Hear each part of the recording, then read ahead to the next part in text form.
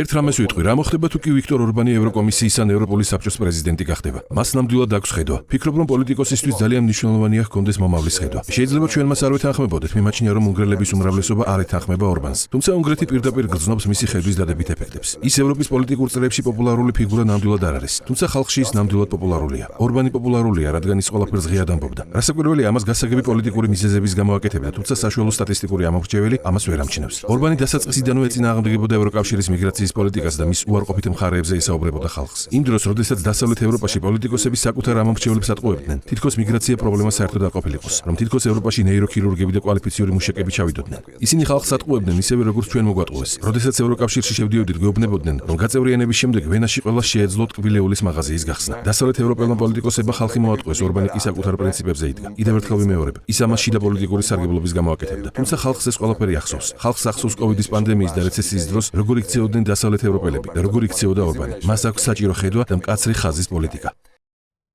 გამოიწერე და გაიგე ამბები ლიბერალური ცენზურის გარეშე.